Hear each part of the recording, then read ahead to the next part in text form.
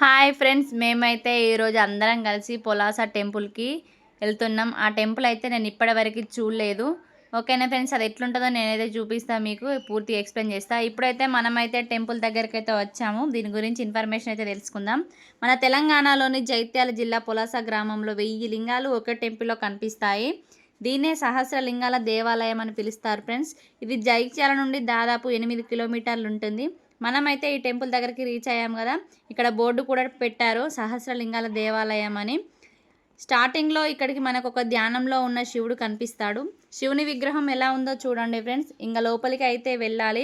ఇక్కడ మనకి ఎంట్రన్స్ దగ్గర కూడా 2 విగ్రహాలు కనిపిస్తాయి, అది కూడా చూపిస్తాం మేము. ఇప్పుడు ఇక్కడైతే ధ్యానం చేస్తున్న శివుని విగ్రహం దగ్గర అయితే మేము అందరం దర్శనం చేసుకుంటున్నాం. అందరం దర్శనం చేసుకున్న తర్వాత లోపలికి అయితే వెళ్తాం. ఇప్పుడు లోపలికి వెళ్ళే దారిలో అయితే మనకు టెంపుల్ లోపలికి వెళ్ళే దారిలో అటువైపు ఇటువైపు విగ్రహాలు ఉన్నాయి. ఇటువైపు ఏమో రైట్ సైడ్ ఏమో శ్రీ వీరభద్ర స్వామి విగ్రహం ఉంది. లెఫ్ట్ సైడ్లోనేమో శ్రీ కాలభైరవ స్వామి ఉన్నాడు ఫ్రెండ్స్. ఈ 2 విగ్రహాలు అయితే ఉన్నాయి. నేనైతే ఇప్పుడు మీకు క్లియర్గా చూపిస్తున్నాను. మళ్ళీ ఎంట్రన్స్ లోపల వెళ్ళే దగ్గరనైతే వినాయకుని విగ్రహం అవుతుంది. ఈ వినాయకుని విగ్రహం అయితే ఎలా ఉందో చూడండి ఫ్రెండ్స్ స్టార్టింగ్లో. ఓకేనా, ఇక్కడనైతే మేము అందరం దర్శనం చేసుకొని ఈ స్టెప్స్ ఎక్కి కొంచెం ముందుకు వెళ్తే అక్కడనైతే నంది విగ్రహం కూడా కనిపిస్తుంది. అది కూడా నేను మీకు చూపిస్తా. ఇప్పుడైతే చూడండి.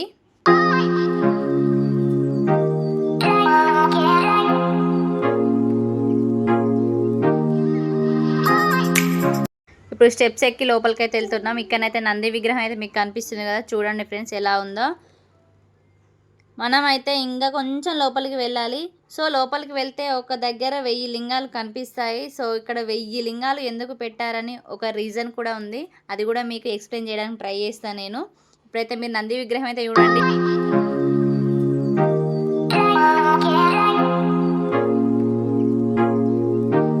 ఇప్పుడైతే మనం లోపలికి వెళ్తున్నాం.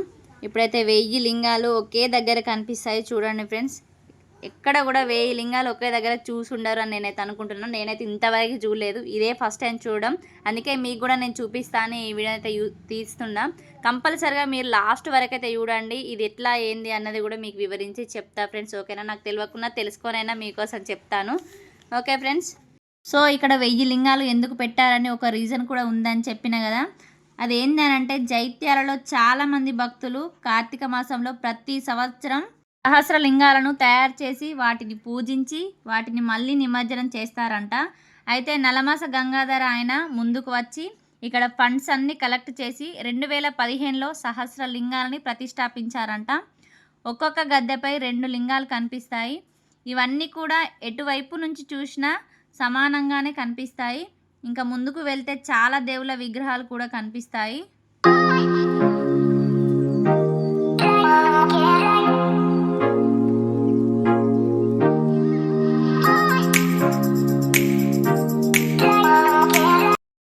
అంటే ఒక చిన్న టెంపుల్ ఎక్కడ క్రియేట్ చేశారు ఫ్రెండ్స్. చూడండి, ఇక్కడనైతే మనకు చాలా విగ్రహాలు కనిపిస్తున్నాయి. నేనైతే ఇప్పుడు చూపిస్తా.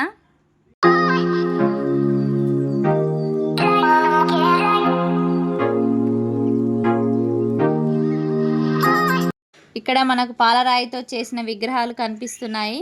ఈ విగ్రహాల పేర్లు ఏంటంటే శ్రీ దత్తాత్రేయ స్వామి విగ్రహం, ఇంకొకటి లక్ష్మీ నరసింహస్వామి, పార్వతీ పరమేశ్వరులు, సరస్వతీదేవి, బ్రహ్మదేవుడు, గణపతి, హనుమాన్, సుబ్రహ్మణ్య స్వామి, ఇలా చాలా విగ్రహాలు ఉన్నాయి.